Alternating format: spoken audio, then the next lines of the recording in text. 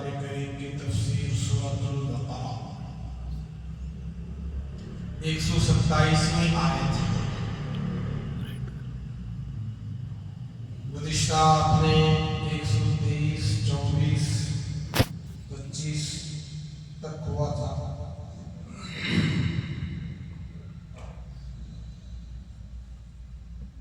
حضرت ابراہیم علیہ السلام نے اللہ تبارک و تعالیٰ سے کئی دعائیں مخصوص طور پر مانگی۔ ایک دعا جہاں آج پوری دنیا کا مرکز اللہ کا مقدس پاکیزہ گھر خانہ کعبہ بیت اللہ جسے کہتے ہیں، اس گھر کو بلد امین امن والا گھر بنانے کا اللہ تعالیٰ سے درخواست کی، اور وہاں رہنے والوں کو بہت ہی زیادہ عزت و اکرام کے ساتھ رزق حلال اور پاکیزہ روزی ثمرات پھل عطا کرنے کی درخواست کی کہ جتنے میوے دنیا میں بنتے ہیں، پیدا ہوتے ہیں، جتنے پھل اللہ تعالیٰ دنیا میں مختلف ملکوں میں پیدا کرتے ہیں، اس میں سب سے قیمتی مزیدار لذیذ مکے میں پہنچتے ہیں۔ یہ ایمان والوں کے لیے خاص تھا، لیکن اللہ تبارک و تعالیٰ نے ان بے ایمانوں کے لیے بھی چند دنوں تک، چند عرصے تک، مدت تک دینے کا ارادہ فرمایا۔ ان کو بھی ملے گا، ان کو بھی نعمتیں ملیں گی، کافروں کو پھل، نعمتیں اور میوے، لیکن ان کا اصل ٹھکانہ آخرت میں جہنم ہے، دوزخ ہے۔ تو یہ دعا ایمان والوں کے حق میں بھی قبول ہوئی، اور اللہ نے اپنی طرف سے بے ایمانوں کے لیے بھی کیا کیا؟ ارادہ کیا، قبول نہیں کیا بلکہ ارادہ کیا۔ اس لیے کہ بے ایمانوں کی دنیا جنت ہے، آخرت میں ان کو سخت سزا ہے، عذاب ہے، جہنم ہے۔ آگے کا جو ذکر ہے، جو آیتیں ابھی تلاوت کی گئی، حضرت ابراہیم علیہ السلام نے جو دعا، دوسری دعا کی ہے، کس وقت کی ہے؟ قرآن اس کو بیان کرتا ہے۔ وَإِذْ يَرْفَعُ إِبْرَاهِيمُ الْقَوَاعِدَ مِنَ الْبَيْتِ وَإِسْمَاعِيلُ، جب ابراہیم اور ان کے بیٹے اسماعیل ہمارے مقدس گھر کو بلند کر رہے تھے، یعنی خانہ کعبہ کی تعمیر کر رہے تھے، کعبہ بنا رہے تھے، اللہ کا گھر بنا رہے تھے، تو انہوں نے اللہ کے گھر کی تعمیر کے بعد اللہ سے کہا، ربنا، اے ہمارے پروردگار، ہماری اس خدمت کو تقبل منا، قبول فرما۔ کون سی خدمت؟ بیت اللہ بنانے کی خدمت، خانہ کعبہ بنانے کی، تعمیر کرنے کی جو خدمت آپ نے ہم سے لی ہے، تمام جہان والوں میں سے ہم کو قبول کیا ہے، ہم کو چنا ہے، ہمیں خانہ کعبہ بنانے کا موقع دیا ہے، تو آپ نے جیسے ہمیں خدمت کے لیے قبول کیا، ایسے ہماری خدمت کو بھی قبول فرما۔ یہ خدمت بڑی خدمت ہے، قیامت کی صبح تک جتنے بھی طواف کریں گے، سارا اجر کسے ملے گا؟ یہ کبھی سوچا ہے ہم نے؟ حضرت ابراہیم علیہ السلام کو ملے گا، حضرت اسماعیل علیہ السلام کو ملے گا، اگرچہ کہ بعد میں آنے والے حضور اکرم صلی اللہ علیہ وسلم کے دور میں پھر سے خانہ کعبہ کو درست کیا گیا، نئے نئے پتھر ڈالے گئے، کچھ تعمیر میں خرابی ہو گئی تھی، پھر سے اس کو مرمت کر کے درست کیا گیا۔ جیسے آدمی اپنی بلڈنگ 20 سال پرانی، 25 سال پرانی بلڈنگ دیکھتا ہے، بہت ساری خرابیاں، بگاڑ آیا رہتا ہے، تو اس کو کیا کرتا ہے؟ درست کر دیتا ہے، مضبوط کرتا ہے۔ اگر چھوڑ دے تو پھر عمارت کمزور ہو جاتی ہے اور گرنے لگتی ہے، تو اس کو مضبوط کیا جاتا ہے۔ تو ایسے حضور اکرم صلی اللہ علیہ وسلم کے زمانے میں بھی اس کو مضبوط کیا گیا، بعد میں آنے والوں نے بھی، بادشاہوں نے اس کو مضبوط کیا۔ آج کے لحاظ سے اور زیادہ خوبصورت بنا دیا، لیکن بنیاد رکھنے والے حضرت ابراہیم علیہ السلام، اس سے پہلے بھی بنیاد تھی اور ان کو بھی اجر ملے گا، اور حضرت ابراہیم علیہ السلام کو اور حضرت اسماعیل علیہ السلام کو، ان کے بیٹے پیغمبر، ان کو بھی بہت اجر ملتا رہے گا قیامت کی صبح۔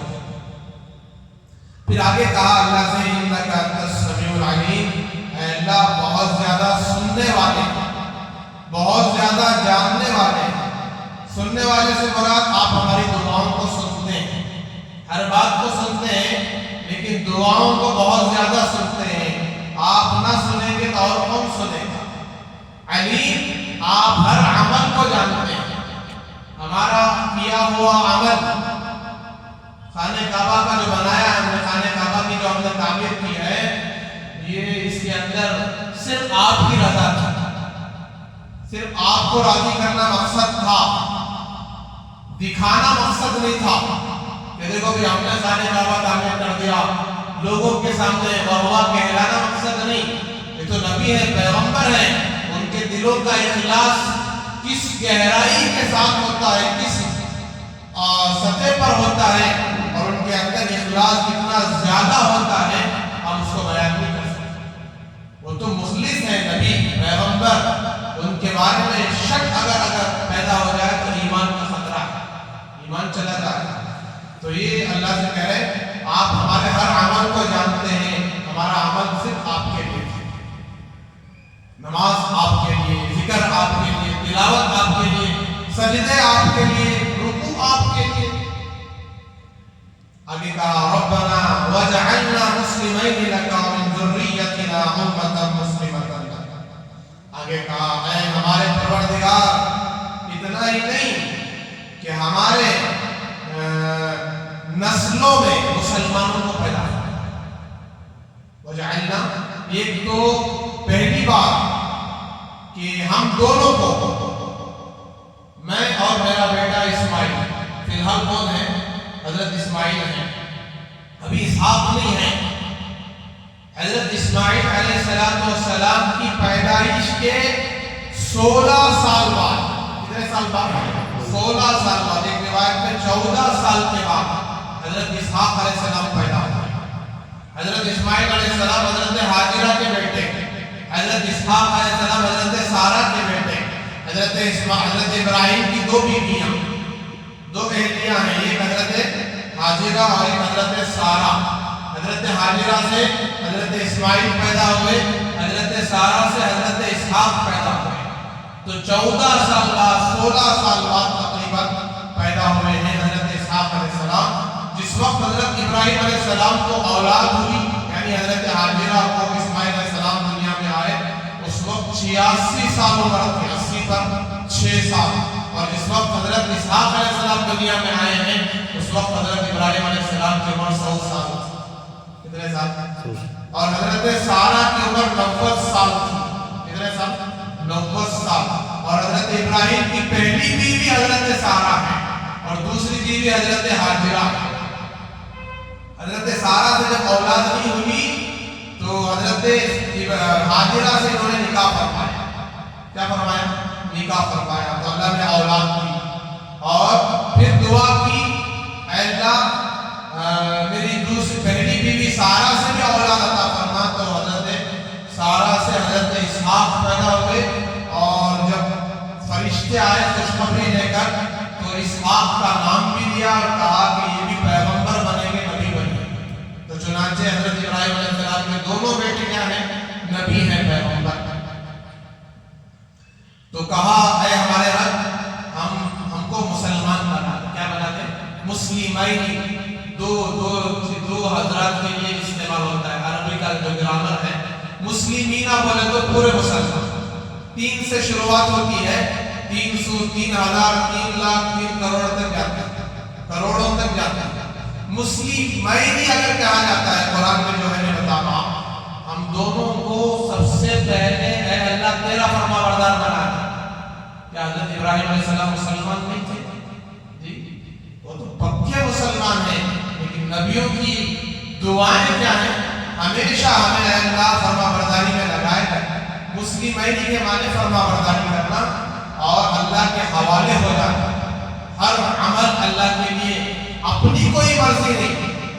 نبی کیسے ہوتے تھے؟ نبی جی بیٹھو بولے تو بیٹھتے تھے، اٹھو بولے تو اٹھتے تھے، چلو بولے تو چلتے تھے. ہر چیز اللہ کے حکم سے کرتے تھے.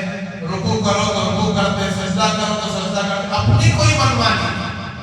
انبیاء کی پاکیزہ زندگی. اور آگے کہا ساتھ میں پروردگار من ذریتنا امۃ مسلمۃ لک، ہماری ذریت میں، اولاد میں، آنے والی نسلوں میں اے اللہ ایک امت ایسی پیدا کر، ایک بڑی جماعت، ایک بڑی تعداد ایسی پیدا کر جو سب کے سب مسلمان ہو، مسلمۃ لک، تیرے خالص فرمانبردار ہو. تو اللہ نے ان کی اس دعا کو قبول فرمایا اور امت بھی پیدا فرمایا اور اس امت کے نبی بھی بھیجا. امت کے نبی کو بھی بھیجا. اس امت کا نام امت مسلمہ ہے اور اس امت کے نبی کا نام حضرت محمد رسول اللہ صلی اللہ علیہ وسلم. تو آپ صلی اللہ علیہ وسلم حضرت ابراہیم علیہ السلام کی نسل سے آئے. آپ کے سلسلہ نسل کس سے ملتا ہے؟ جا کر حضرت ابراہیم سے ملتا ہے اور حضرت اسماعیل کی اولاد میں سے ہیں ہمارے نبی حضرت محمد صلی اللہ علیہ وسلم.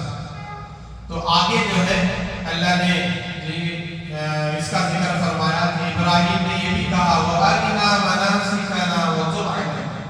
خانہ کعبہ تو بنا دیا، لیکن خانہ کعبہ کے جو احکامات ہیں، طواف کرنے کا جو طریقہ ہے، حج کرنے کا جو طریقہ ہے، سال میں ایک مرتبہ جو حج ہے، جو موسم آتا ہے حج کا، اور ہر مالدار پر زندگی میں ایک مرتبہ فرض ہے. اس عہد والے پر چاہے تو ہر سال کر سکتا ہے، لیکن زندگی میں ایک بار فرض ہے. باقی کتنی بار بھی کرے گا وہ فرض نہیں ہے، نفل ہے. کیا ہے؟ نفل ہے، ثواب ہے، اجر ہے. تو حضرت ابراہیم علیہ السلام نے فرمایا اے اللہ ہمیں حج کے ارکان سکھا. ویسے حج کے ارکان کیا کیا ہیں؟ خانہ کعبہ کا طواف بھی ہے، احرام بھی ہے، پابندیاں ہیں، مینا میں ٹہرنا ہے، مزدلفہ میں ٹہرنا ہے، عرفات کا میدان ہے وہاں جانا ہے، اور صفا مروہ کی سعی ہے. یہ سارے کیا حج کے ارکان ہیں جو آج ہمیں بیان کیے جاتے ہیں، جو کہ ہم حجاج حج کے لیے جاتے ہیں. اور آگے کہا انک انت التواب الرحیم وتب علینا انک انت التواب الرحیم. ہم سے جو کمی کوتاہیاں غلطیاں ہو گئی ہیں اللہ ہماری توبہ قبول کر، ہمیں معاف کر، ہم آپ سے توبہ کرتے ہیں. تو یہ صفت بتائی گئی. انبیاء کی سب سے بڑی عاجزی یہ ہے کہ اتنے پاک ہونے کے باوجود، صاف ہونے کے باوجود، اتنے متقی پرہیزگار ہونے کے باوجود اللہ کے نزدیک ان کا اتنا بڑا مقام، ابراہیم علیہ السلام کا سب سے بڑا مقام انسانوں میں نبیوں کا ہے. کس کا ہے؟ انبیاء کا ہے، پیغمبروں کا ہے. پھر ان کے بعد صحابہ کا ہے، صحابہ جو حضور کے صحابہ ہیں. اور انبیاء میں سب سے بڑا مقام ہمارے نبی حضرت محمد رسول اللہ صلی اللہ علیہ وسلم کا ہے. تو صحابہ، پھر تابعین، تبع تابعین، اولیاء. لیکن ان کی عاجزی دیکھیے، کہہ رہے ہیں اللہ ہماری توبہ قبول کرو. آپ بہت زیادہ توبہ قبول کرنے والے اور بہت زیادہ رحم کرنے والے. آگے کہا ربنا وابعث فیہم رسولا منہم یتلو علیہم آیاتک ویعلمہم الکتاب والحکمۃ ویزکیہم. اب یہ دعا کر دی امت کو بھیج، ایک ایسی جماعت کو بھیج، ساری جماعت تیری فرما بردار. 1.25 لاکھ صحابہ آئے، 1.25 لاکھ صحابہ بھی کیا ہے؟ فرما بردار. پھر 1.25 لاکھ صحابہ کی برکت سے، ان کی برکت سے جو تابعین بنے وہ بھی فرما بردار، تبع تابعین بنے وہ بھی فرما بردار، اولیاء اللہ وہ بھی فرما بردار، بزرگان دین، محدثین، مفسرین، علماء، حفاظ، مجتہدین، سب اللہ والے ہیں. تو یہ حضرت ابراہیم علیہ السلام کی دعا کی برکت. لیکن اس امت کی جو پروان چڑھائی ہے، امت کو اس کوالٹی تک پہنچایا ہے، اس صفات تک پہنچایا ہے، وہ بھی حضرت ابراہیم علیہ السلام نے دعا کی. کیا کی؟ دیکھیے یہ آیت، اے ہمارے رب ہماری ذریت میں سے، آنے والی نسلوں میں سے ایک ایسے رسول کو بھیج. ربنا وابعث فیہم رسولا، جو میں نے ابھی ذکر کیا صاف الفاظ میں، ایسے رسول کو بھیج جو جو وہ رسول دنیا میں آ کر 4 کاموں کی ترغیب دے، 4 کام زندہ کر، کتنے کام؟ 4 چیزیں زندہ کرنا مقصد ہے پکے مومن بننے کے لیے. اور ہم بھی اگر پکے مومن بننا چاہتے ہیں تو 4 صفات ہمارے اندر زندہ ہو جائے. تو اس نبی کی پہلی ذمہ داری فرمایا یتلو علیہم آیاتک، یتلو علیہم آیاتک، کہ وہ نبی دنیا میں آ کر جو کلام تو ان پر اتارے گا، قرآن اتارے گا، اس قرآن کی تلاوت کر کے دکھائیں گے. اب ظاہر سی بات ہے یتلو علیہم آیاتک، اللہ قرآن اتاریں گے. اب اتاریں گے تو پھر اس نبی کو پڑھنے کا طریقہ، سلیقہ. ہمارے نبی پہلے سے پڑھے ہوئے نہیں تھے، کسی کتاب کو پڑھنا نہیں جانتے تھے. کیوں؟ کتاب اگر موجود ہے تو کسی کی لکھی ہوئی کتاب ہے اور اس کا کوئی لکھنے والا موجود ہوتا ہے، اور اس کتاب کے جو ہے پڑھنے کے لیے دوسروں کی رہبری کی ضرورت پڑتی ہے. اب اس کو سکھانے والا کوئی استاد ہوتا ہے. دنیا بھر کی کتابیں جو بھی ہیں، دیکھو عرب کا دور ایک دور ایسا گزرا ہے، رسول اللہ صلی اللہ علیہ وسلم کا زمانہ، آپ کے آنے سے پہلے کا دور ایسا گزرا ہے کہ عربوں کے دماغ اتنے مضبوط تھے، قوی تھے، ہزاروں لاکھوں باتیں ان کو پرانی یاد تھی، اشعار یاد تھے. عربی میں جب بات کرتے ایسے الفاظ ان کی زبان سے اشعار نکلتے تھے. ان کو کتابیں پڑھنے کی، لکھنے کی ضرورت نہیں تھی. ان کا قوت حافظہ اتنا مضبوط تھا کہ کتابوں کی ضرورت نہیں تھی. کتاب کب لکھی جاتی ہے؟ آدمی اگر بھول جائے تو کتاب اٹھا کے دیکھتا ہے، ہاں، تو ان کو یاد کرنے کی ضرورت ہی نہیں تھی. اتنا قوی ان کا حافظہ تھا. تو اس لحاظ سے ہمارے نبی کا بھی اللہ نے ایسا دور گزارا ہے، 40 سال تک کوئی آپ کا استاد نہیں. آپ نے کسی سے کوئی علم نہیں سیکھا، کسی سے پڑھنا لکھنا نہیں سیکھا. قرآن کہہ رہا ہے. تو چنانچہ 40 سال کے بعد اللہ نے آپ کو وہ علم عطا فرمایا جو علم کسی نبی کے پاس، کسی فرشتے کے پاس نہیں تھا. تمام نبیوں سے زیادہ، تمام فرشتوں سے زیادہ، تمام مخلوق سے زیادہ اللہ نے آپ کو علم عطا فرمایا. بغیر پڑھے لکھے کے اتنا بڑا علم عطا فرمایا. تو لہٰذا یہ قرآن پڑھنا بھی سکھایا، اللہ کے سوا کسی نے نہیں سکھایا. اور یہ کتاب قرآن اللہ کا کلام ہے. اور عربوں نے کہا کہ محمد تو کسی سے پڑھا ہوا نہیں ہے، کوئی لکھنا پڑھنا نہیں جانتا ہے. کافروں کا کہنا تھا.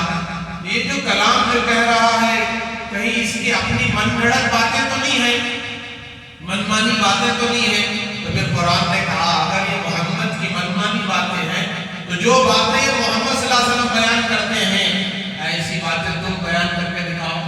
تمہارے پاس تو اتنا بڑا علم ہے، اتنے اشعار تم کہتے ہو، ہزاروں اشعار. ایک آدمی 1000 اشعار بول دیا تو دوسرا کھڑے ہو کر اور 1000 اشعار بولتا تھا.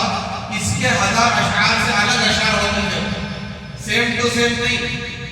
انہیں 1000 جو اشعار بولے نا عربی میں، دوسرا بولے تو کیسا ہوتے ہیں؟ اس سے ہٹ کو الگ اشعار، الگ بیان، الگ اشعار ہوتے تھے. اتنا علم رکھنے والے قرآن پاک جب حضور صلی اللہ علیہ وسلم پڑھ کر سنا رہے ہیں، لوگوں کو تلاوت کر رہے ہیں، تو اعتراض کرنے والے کیا اعتراض کر رہے ہیں؟ یہ نبی کا بنایا، محمد صلی اللہ علیہ وسلم کا بنایا ہوا کلام ہے.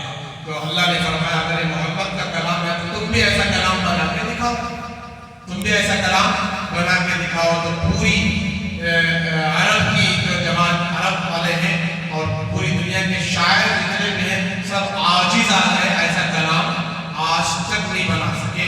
تو لہٰذا یہ کلام کس کا ہے؟ اللہ کا کلام ہے. اللہ نے اپنے نبی پر اتارا ہے اور اس کو پڑھنے کا طریقہ سلیقہ بھی سکھایا ہے. ہمارے نبی تجوید اور ترتیب کے ساتھ اس کلام کو جب پڑھ کر سناتے، آپ تہجد میں پڑھتے، بڑے بڑے کافر مشرک آ کر حضور کے کلام کو سنتے تھے، یعنی اللہ کے کلام کو حضور کی زبانی سنتے تھے اور کھڑے رہ جاتے تھے. آدھی رات کو ہمارے نبی پڑھتے تھے، تہجد میں پڑھتے قرآن. تو عتبہ، شیبہ، بے ایمان، ابو جہل، ابو لہب سب آ جاتے تھے حضور کے اس قرآن کو سننے کے لیے.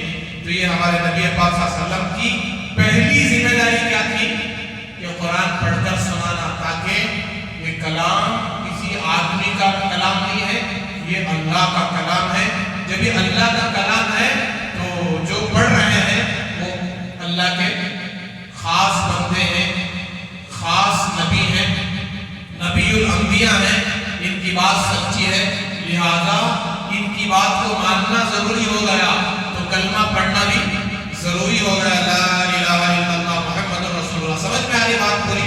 جی، یہ پہلی ذمہ داری ہے، جو علیہم آیات، آپ کی آیتیں تلاوت کریں۔ دوسری ذمہ داری کیا تھی؟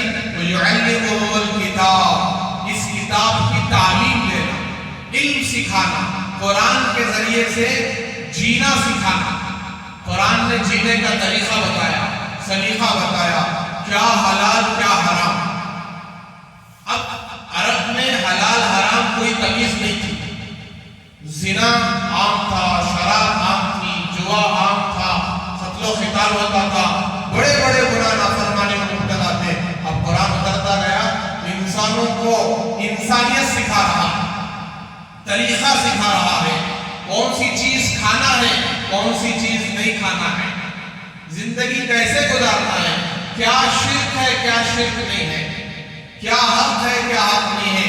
وَيُعَلِّمُهُمُ الْكِتَابَ، کتاب کی تعلیم، کتاب کی تعلیم دینے کا مطلب اللہ کا کیا حکم ہے سمجھانا، والحکمہ، اور حکمت سے مراد سنت ہے، رسول اللہ کا طریقہ، کھڑے ہونے کا طریقہ، بیٹھنے کا طریقہ، سونے کا طریقہ، کھانے کا طریقہ، پینے کا طریقہ، چلنے کا طریقہ، جی یہ سب حضور نے سکھایا۔ اور آج اگر ہم اپنی منمانی سے چلتے ہیں تو یہ دین نہیں ہے، اپنی منمانی سے بیٹھتے ہیں تو دین نہیں ہے، کھانا اگر اپنی منمانی سے ہو تو یہ دین نہیں ہے، یہ رسول اللہ کا طریقہ نہیں ہے۔ تو رسول اللہ نے ہر طریقہ بیان کر دیا۔ اور حکمہ، حکمت سے مراد سنت ہے، حضور کی ہر سنت کو اپنایا گیا۔ حضور نے ایک طریقہ بتایا، دیکھیے سر کے بال کیسے رکھنا، داڑھی کیسے رکھنا، ٹوپی کیسے پہننا، اور لباس کیسے پہننا، یہ طریقہ اپنائیں گے حضور کا تو پھر ہم کامیاب ہوں گے۔ اس کے فائدے بھی ہیں، داڑھی رکھنے کے فائدے معلوم ہے آپ کو؟ داڑھی رکھنے کے فائدے، سب سے پہلا فائدہ مرد کی شان، اور اللہ مرد کی طاقت کو بڑھا دیتے ہیں، قوت کو بڑھا دیتے ہیں۔ اسی لیے 4 شادیوں کا اللہ نے کہا ہے، کتنے شادیوں کا؟ 4 شادی کرو۔ تو مرد کے لیے 4 شادیاں، اگر تمہارے اندر انصاف کرنے کی طاقت ہو تو 4 کرو، نہیں تو 1، نہیں تو 1۔ تو یہ داڑھی میں اللہ نے وہ طاقت رکھا ہے مرد کی، اگر کوئی داڑھی منڈاتا ہے تو وہ مرد کی شان نہیں ہے۔ عورت کے پاس کبھی داڑھی آتی ہے نہیں آتی، داڑھی کو بھی پتا ہے یہ عورت ہے، داڑھی کو بھی پتا ہے عورت ہے، اور مرد کے پاس داڑھی آ کر کہہ رہی ہے بابا جان آپ مرد ہیں، کیا ہے آپ مرد ہیں، داڑھی رکھیے۔ کون کہہ رہی ہے؟ داڑھی کہہ رہی ہے، اور ہم کہہ رہے ہیں آپ کو غلط فہمی ہوئی ہے، آپ کو غلط فہمی ہوئی ہے۔